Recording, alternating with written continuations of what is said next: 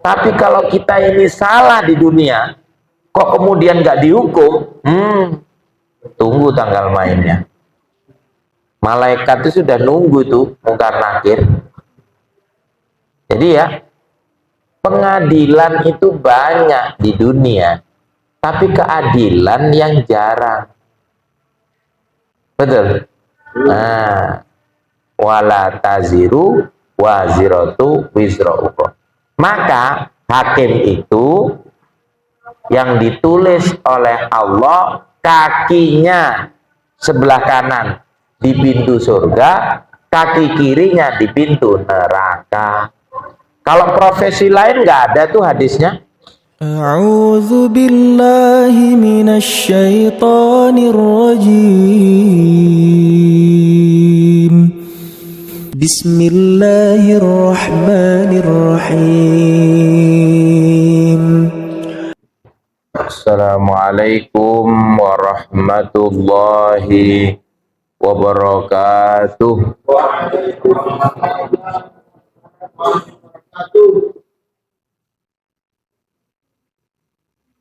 Kalau saudara ke Batu Tilam, jangan lupa membawa ikan.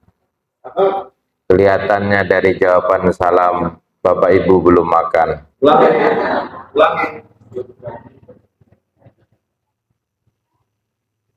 Assalamualaikum warahmatullahi wabarakatuh.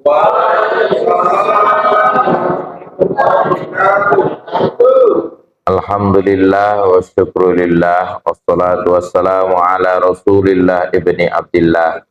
Amsayna wa amsal mulku lillah walhamdulillah. La ilaha illallah wahdahu la syarikalah. Lahul mulku wa lahul hamdu wa huwa ala kulli syai'in qadir. Amsayna ala fitratil islam wa ala kalimatil ikhlas wa ala dini nabina Muhammadin sallallahu alaihi wasallam wa ala millati abina Ibrahim hanifan muslima wa ma kana minal musyrikin. Amma ba'du. Yang saya hormati segenap takmir dan seluruh jamaah Masjid Sang Surya rahimakumullah. Gimana kabarnya Bapak Ibu sekalian? Kita bersyukur hari ini hari Sabtu, bertepatan tanggal 1 Jumadil Awal 1446 Hijriah. Kemarin tanggal 1 November. Jadi bulan Masehi sekarang ini sudah berhampiran dengan bulan Hijriah. Jika bertepatan dengan November, maka bulan depan Desember itu bertepatan dengan bulan Jumadil Akhir. Dan tahun baru bulan Januari nanti akan bertepatan dengan bulan Rajab, Isra Mi'raj. Dan kemudian setelah itu bulan habis Rajab apa? Sya'ban. Setelah itu pasti Ramadan, bertepatan bulan Maret. Mudah-mudahan Allah panjangkan umur kita sehingga bisa berpuasa di tahun ini. Salawat serta salam semoga tercurahkan pada junjungan kita Nabi besar Muhammad sallallahu alaihi wasallam serta keluarga, para sahabatnya dan pengikutnya yang setia. Marilah kajian tentang tarbiyatul aulad fil Islam ini, 40 hadis tentang pendidikan anak oleh Syekh Abdul Aziz Al-Khwaitan dengan doa. Mudah-mudahan ilmu kita bermanfaat.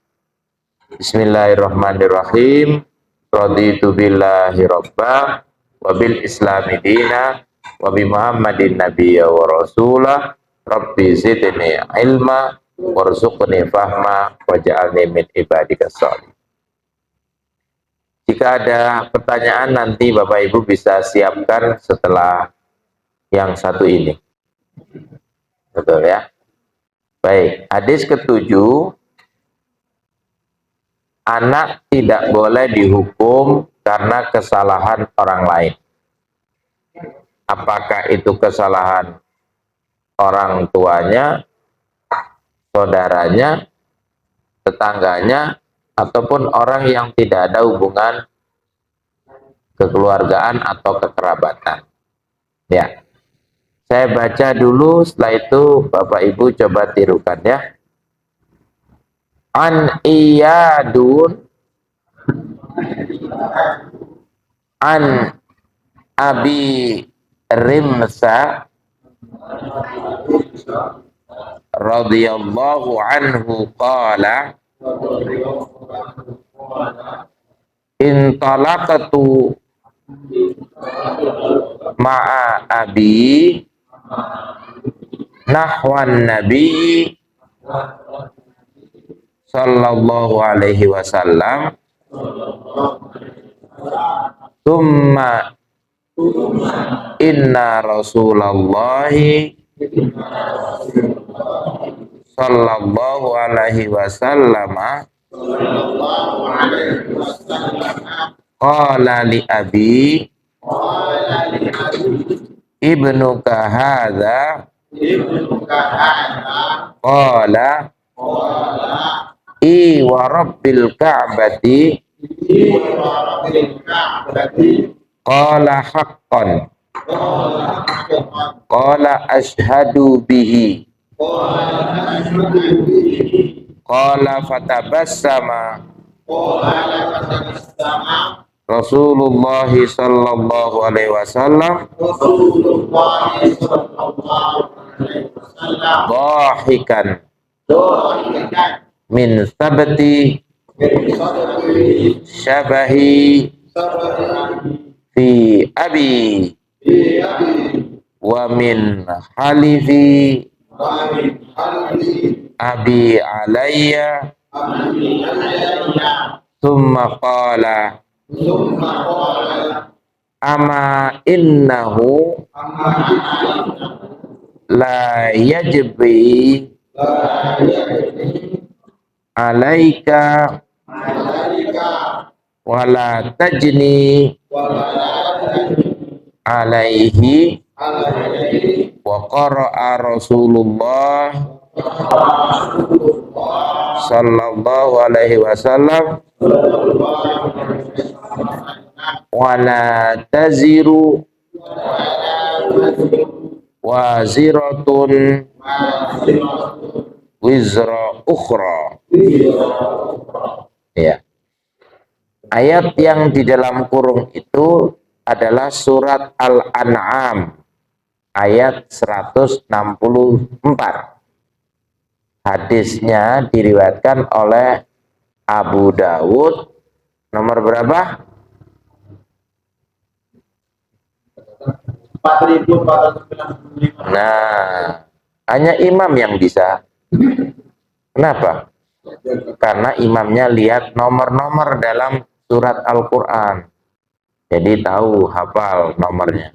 Jadi kalau belajar nomor dalam Al-Quran itu adalah nomor-nomor di akhir ayat itu ya. Itu urut.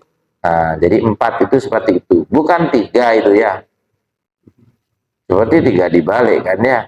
Padahal itu 4. 9-nya sama. Kalau 5 itu seperti lingkaran. Atau seperti 0. Kalau 0 malah titik. Kalau di dalam angka Arab. Wal-lafdhu lahu wan Nasa'i. Ya, lafadznya dalam Nasa'i nomor berapa? 7036. Wa sahahahu Ibnu Hibban. Disahihkan oleh Ibnu Hibban wal Hakim wa Abdul Haqqi wa Ibnul Mulkan wa Albani wa isnaduhu sahih. Ya. Baik, kita lihat apa terjemahannya dari hadis ini. Dari Iyad, dari Abu Rimsah mengatakan, aku dan bapakku berangkat untuk menemui Nabi Muhammad SAW. Lalu Rasulullah bertanya kepada bapakku, apakah ini anakmu? Bapakku menjawab, benar. Demi Tuhannya Ka'bah. Beliau bertanya lagi, apakah itu benar? Bapakku menjawab, aku bersaksi atasnya. Abu Rimsa berkata, Rasulullah lalu tersenyum karena miripnya aku dengan bapakku dan karena sumpah yang dilakukannya atas diriku. Kemudian beliau bersabda, ketahuilah dia tidak akan memikul dosamu dan kamu tidak akan memikul dosanya. Lalu beliau membaca ayat, dan orang yang berdosa tidak akan memikul dosa orang lain. Nah, nanti kalau tadarus Al-Quran, tadarus itu dari kata darsun. Darsun itu artinya pelajaran. Ada juga orang desa namanya Darsono. Itu dari kata itu, ya.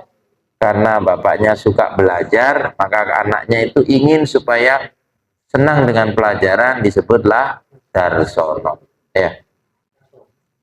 Tadarus itu artinya bukan membaca Al-Quran saja, tetapi mempelajarinya. Nah, salah satu mempelajarinya, kalau ketemu ayat seperti ini, maka di dalam Al-Quran boleh dalam konteks tadarus kita memberi tanda dengan stabilo. Kalau ayat-ayat yang berkaitan dengan azab, dengan neraka, berilah stabilo merah. Ya.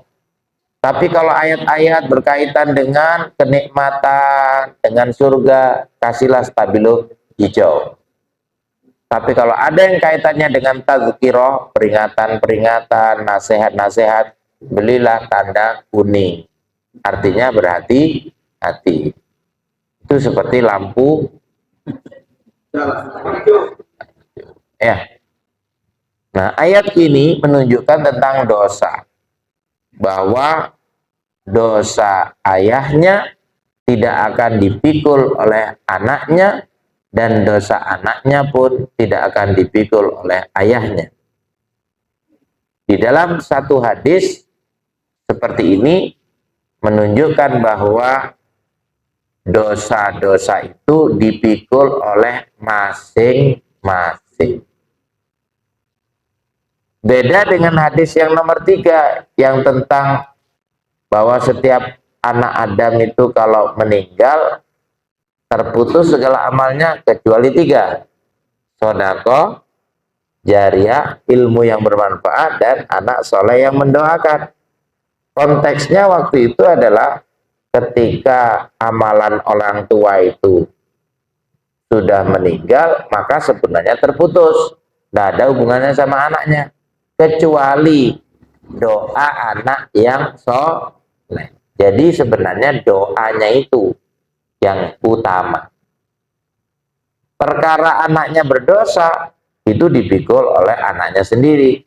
Perkara bapaknya berdosa itu dipikul oleh bapaknya sendiri. Makanya tiap orang punya timbangan sendiri-sendiri. Itulah Rasulullah menutup kalimatnya dengan wala taziru waziratu wizra ukhra. Nah, baik. Mari kita lihat bagaimana faedah yang bisa diambil dari hadis ini. Seorang anak tidak boleh disalahkan. Betul? Tapi kalau justru banyak yang menyalahkan. Bapak begini nih gara-gara kamu. Ibu begini nih gara-gara kamu. Ada nggak itu? Itu sinetron. Betul? Bapak Ibu sehari ini tadi nyalahkan anak berapa kali? 16. Oh, 16. Masya Allah. Lantaran kejahatan ayahnya. Jadi titik tekannya itu hubungannya sama ayah. Karena tadi Abu Rimsa itu mengajak anaknya bertemu sama Nabi. Ditanya, ini benar anakmu? Benar. Nabi terus tersenyum. Karena wajahnya sama. Untuk meyakini. Jadi seorang anak itu tetap posisinya, kata Nabi, tidak boleh disalahkan karena gara-gara kejahatan orang tua. Hanya karena orang tuanya tidak pernah mengaji saja mungkin tidak tahu. Ya, mulai sekarang jangan salahkan anak ya. Yang mengandung siapa? Ibu. Ya ibu kan. Yang menyebabkan istrinya mengandung? Bapak. Ya bapaknya. Yang memilih ibunya sebelum menikah siapa? Bapak. Bapak.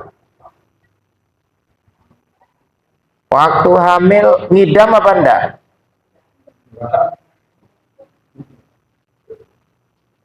Mosok 9 bulan nggak ngidam sama sekali. Saya tidak percaya. Kalau dulu ngidamnya ngidam pencit. Ya.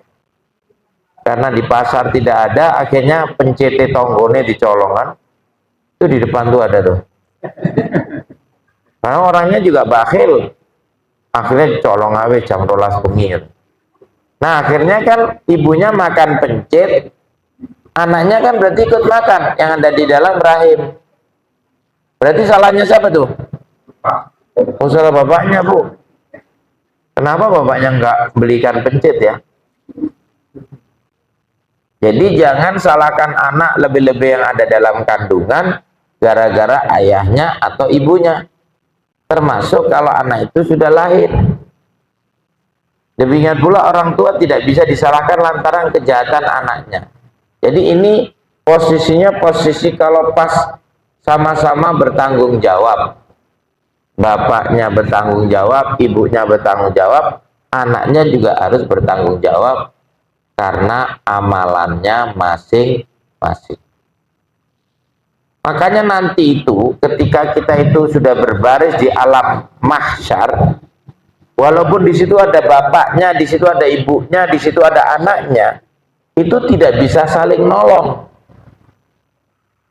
Tapi juga tidak bisa saling nyalahkan. Kenapa?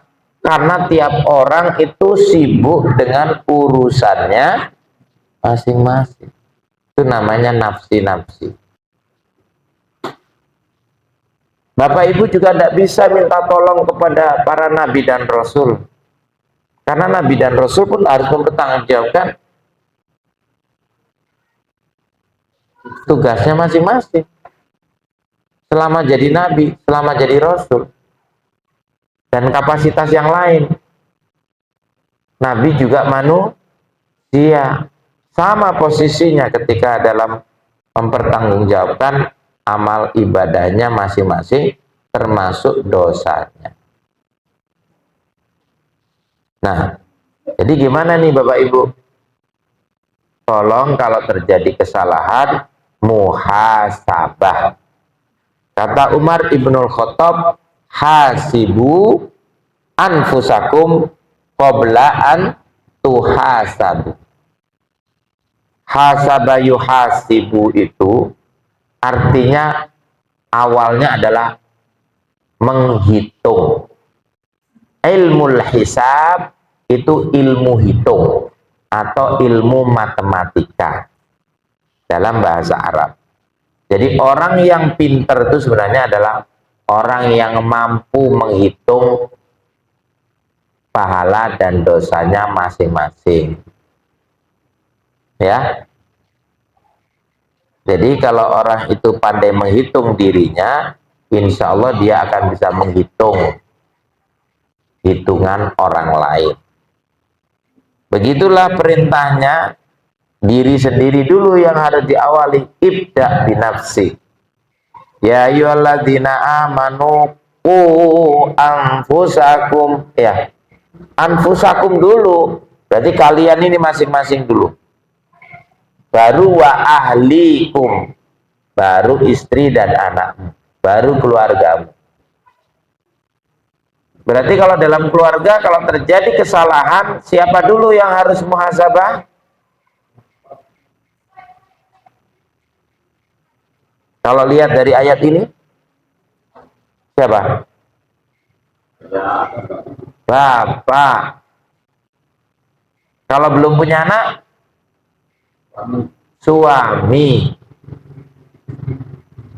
Kalau di dalam batalion, komandan. Kalau masjid?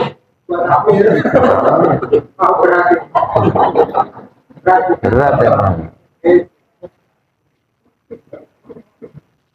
Ini masih bicara urusan tanggung jawab. Belum masih urusan pahala. Nanti pahalanya juga akan lebih besar.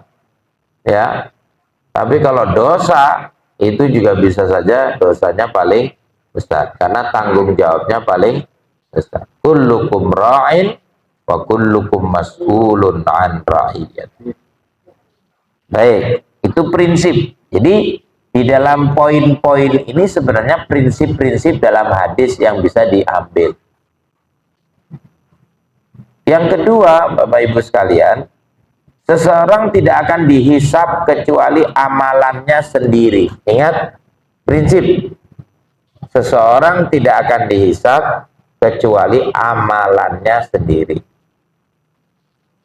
Jadi nanti baru ada konsep tentang apa pengaruh amalan orang tua pada anak. Apa pengaruh amalan anak pada orang tua. Baru ada konsep yang kedua. Tapi konsep pertama itu adalah diri sendiri. Apakah itu pahalanya, apakah itu dosanya, itu urusan diri sendiri. Karena kalau kita nyalah-nyalahkan, itu kan menurut kita. Belum tentu itu istri kita yang salah. Belum tentu itu suami kita yang salah. Belum tentu anak kita yang salah. Gitu loh ya. Itu kan kita kan. Sama dengan pengadilan. Ketika ada kasus, belum tentu yang salah itu tersangka atau terdakwa. Ya, belum tentu juga yang salah itu jaksa yang menuntut. Belum tentu juga yang salah itu lawyer yang membela, dan juga belum tentu yang salah itu hakim yang memutuskan. Kenapa begitu? Karena itu cuman pengadilan di dunia. Kebenarannya itu tidak absolut, tidak mutlak, nisbi dan relatif. Tapi nanti begitu di alam kubur sama di akhirat nanti, yaitu yang absolut. Itu Bapak Ibu ya. Nah, makanya kata orang Jawa, ngono yo ngono, ning ojo ngono. Karena kita tidak tahu siapa hakikatnya yang salah dan siapa yang hakikatnya benar. Maka begitu kita mendapati kebenaran dan kesalahan, doa itu menjadi penting. Gimana doanya Ibu? Allahumma arinal haqqo warzuqna tiba'ah. Ya Allah, tunjukkan padaku bahwa yang benar itu adalah memang benar, bukan dibenar-benarkan. Ya. Wa arinal batila warzuqna ijtinabah. Kalau tadi kebenaran kita minta kita bisa ngikuti, tapi kalau udah urusan yang batil, berikan kekuatan aku untuk meninggalkan. Nah, masalahnya kita kan nggak tahu hakikatnya siapa yang benar-benar benar dan benar-benar salah. Nah, inilah maka jangan keburu menyalah-nyalahkan anak, tapi juga sebagai anak jangan terburu-buru menyalah-nyalahkan orang tua, karena kita tidak tahu hakikatnya siapa yang benar dan siapa yang salah. Jadi lebih baik kalau terjadi kesalahan, yang bagus adalah merasa salah, jangan merasa benar. Coba kalau bapak sama ibu kemudian mengatakan, aku sing salah pak, selesai.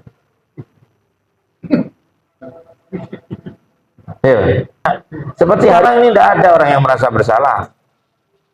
Jadi karena semua merasa benar, akhirnya tidak selesai masalah. Nabi itu mengajari kita begitu. Bagaimana menjadi orang yang tawadhu? Walaupun memang bukan kita yang salah, kan Allah yang maha tahu. Ya kan? Jangan takut kan, Allah yang maha tahu dan Allah yang maha benar. Walaupun kita dihukum di dunia, kalaupun kita tidak salah, nanti dosa kita dikurangi. Enak nggak tuh? Tapi kalau kita ini salah di dunia, kok kemudian nggak dihukum? Tunggu tanggal mainnya. Malaikat itu sudah nunggu tuh, mungkar nakir. Jadi ya, pengadilan itu banyak di dunia, tapi keadilan yang jarang. Betul? Nah, wala taziru waziratu wizra ukhra. Maka hakim itu yang ditulis oleh Allah kakinya sebelah kanan di pintu surga, kaki kirinya di pintu neraka. Kalau profesi lain nggak ada tuh hadisnya, hanya hakim saja. Kenapa? Karena dia bisa menjadikan yang benar itu salah dan yang salah itu benar. Makanya Allah tuntut, alaihissallahu, terus ya biahkamil hakim. Siapa hakim yang lebih adil daripada Allah Subhanahu wa ta'ala? Nah, jadi ketika anak itu salah, biasanya hakimnya itu bapaknya, ibunya jadi pembela. Betul? Di rumah itu kan, saksinya saudaranya. Jadilah hakim yang adil. Walaupun itu memutuskan anaknya sendiri. Jadi kalau kita mendidik itu harus fungsional, sesuai dengan fungsinya. Harus berpikir masa depan, namanya futuristik. Dan harus melihat fakta, namanya faktual. Dan bicara sesuatu itu yang fasih, maka singkatannya fungsional, futuristik, faktual, dan fasih, fufufafa.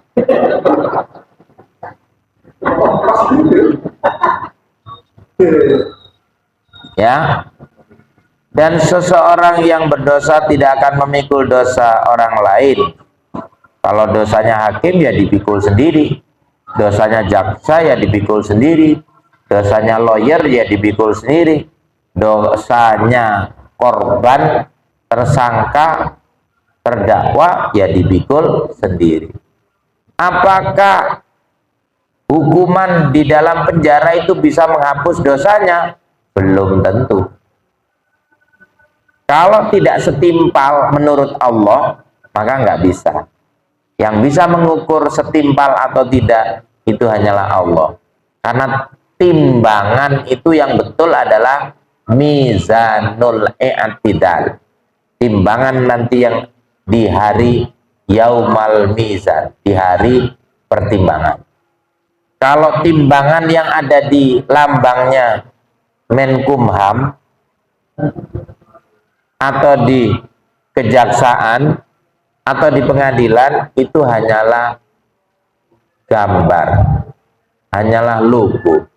Tapi apakah timbangan itu adil? Wallahu a'lam bishawab. Ya, banyak timbangan di pasar-pasar itu, tapi apakah betul-betul 1 kilo? Coba cek sama yang digital. Digital itu kan 0, ya, kelihatan ya. Antar timbangan digital saja, yang made in Amerika, made in Jerman, made in China, beda apa tidak? Semakin peka, semakin sensitif, akan kelihatan ketidakadilannya, walaupun 0, ya. Masih ingat dulu saya cerita tentang orang Madura yang menjual mangga. Saya sendiri menjadi korban waktu itu, karena di situ ditulis 3.000 1 kilo. Saya belilah 10 kilo, berarti kan 30.000 kan? Saya bayar 30.000. Apa kata orangnya? Pak, uangnya kurang, Pak. Loh, kok bisa kurang? Kan situasinya 3.000, Pak. Tuh, Pak, kalau yang 3.000, Pak, yang so di bawahnya pickup, Pak. Tuh, Pak, katanya. Iya kan? Yang busuk-busuk kenapa kok dijual, kecuali sama Abdurrahman bin Auf. Kalau kurma hijau mah dibeli sama dia. Lah, saya kan bukan Abdurrahman bin Auf. Saya kan Zufi Mubarak bin Jufri Raksana. Gitu kan? Nah, kalau dia jualan jeruk, pertama kali kita nyoba itu manis. Tapi kenapa yang kreseknya itu kemudian dibawa pulang tuh kok kecut? Nah, kita kan komplain lagi sama dia sebagai penjual. Pak, ini kecut, Pak. Tuh, berapa kilo Bapak beli jeruk? 1 kilo. Kecut semua. Iya, kecut semua. Tuh, saya 1 pickup kecut semua, Pak.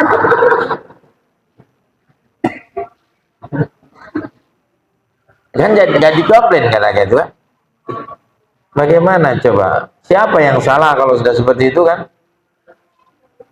Kalau beli mangga, beli jeruk, kecut. Nanti beli semangka begitu juga. Ketika diiris itu kan merah ya. Ya, dimakanlah sudah merah. Pulang kan? Loh, dipulang tuh diiris itu, dibelah, kok jadi putih? Dikembalikan ke yang jual. Pak, ini kok putih, Pak? Tadi kan merah. Loh, tadi ditaruh mana ini semangka katanya? Taruh di sepeda motor. Nah, kan pasti dia terbentur-bentur.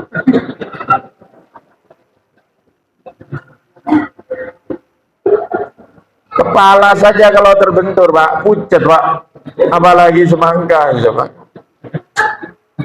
Ya Allah, jangan ditiru itu ya.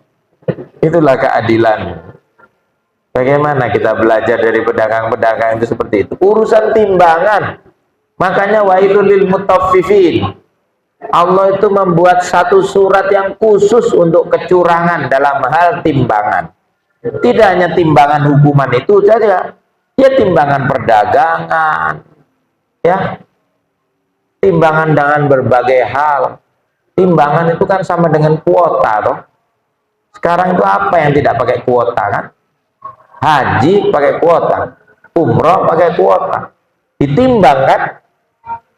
Ini masuk kuota apa tidak? Gitu kan? Tapi ternyata kuotanya itu yang dijual belikan, Pak. Berarti timbangannya itu sudah diperjualbelikan.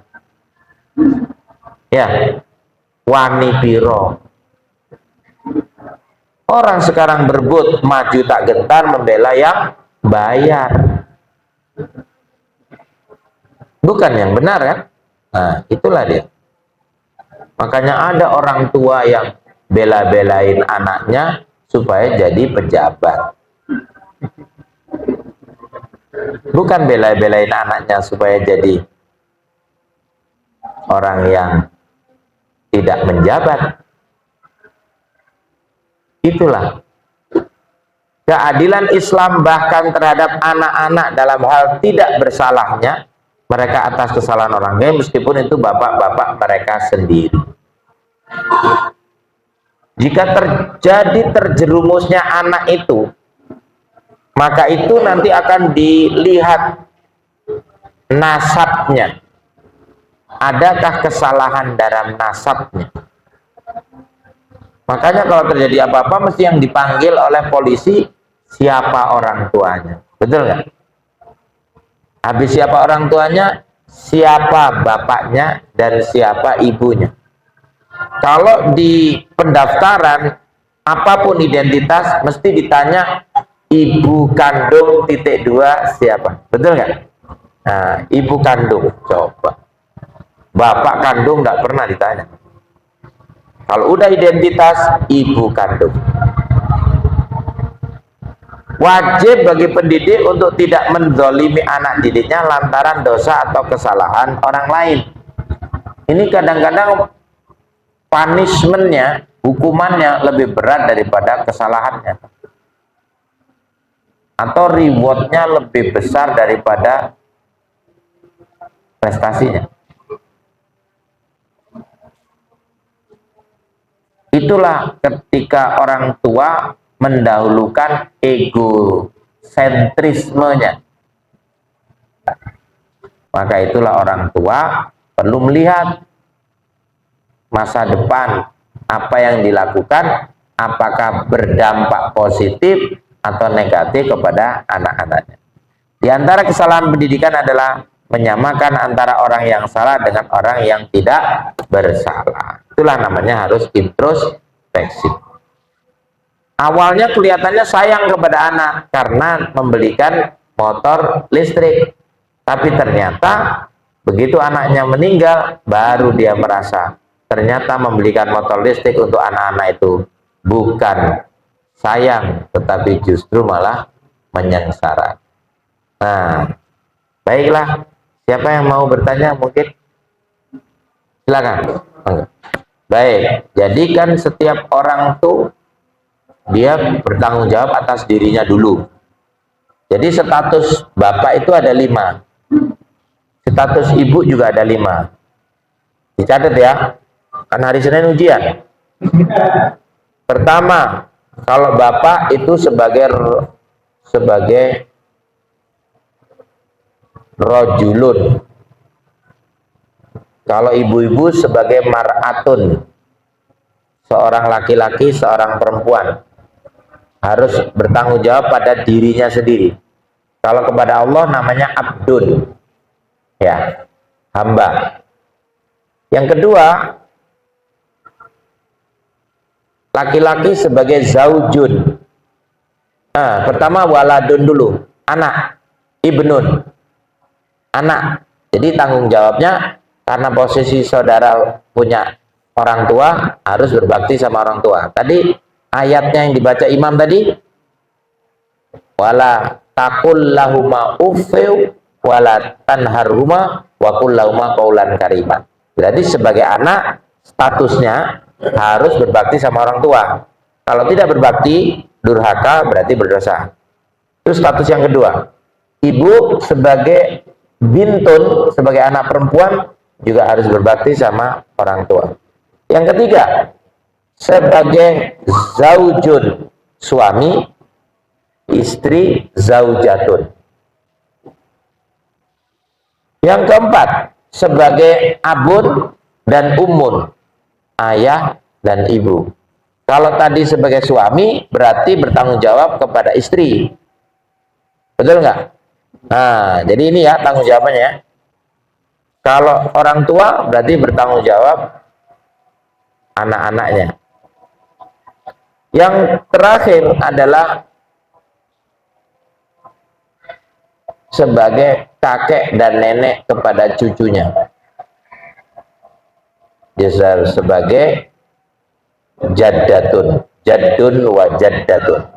Kenapa? Karena banyak kasus kakek itu konflik sama anak kandungnya gara-gara cucunya. Benar nggak? Sayangnya kakek kepada cucunya melebihi sayangnya bapaknya kepada anaknya. Nah itu ya, Mas ya. Jadi Mas tuh punya 5 status loh, belum yang lain. Jadi 5-5-nya itu konteksnya harus benar. Nah pada posisi seperti itu Mas itu statusnya jadi yang mana?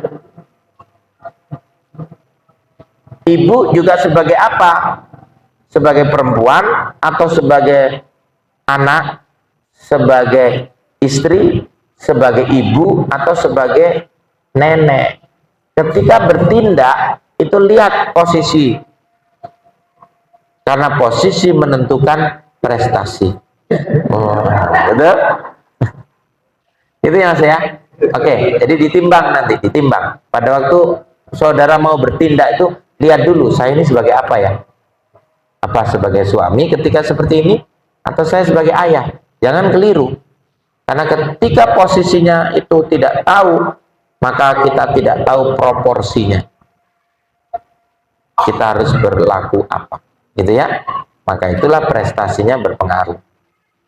Insya Allah ya. Pelajari itu dulu, karena setiap status punya tanggung jawab masing-masing.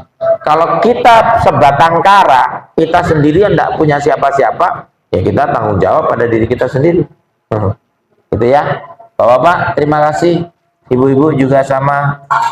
Kita belajar bersama-sama untuk menjadi orang tua bagi anak kita, belajar sebagai suami untuk istri kita, belajar sebagai kakek untuk cucu kita, dan belajar untuk menjadi diri sendiri.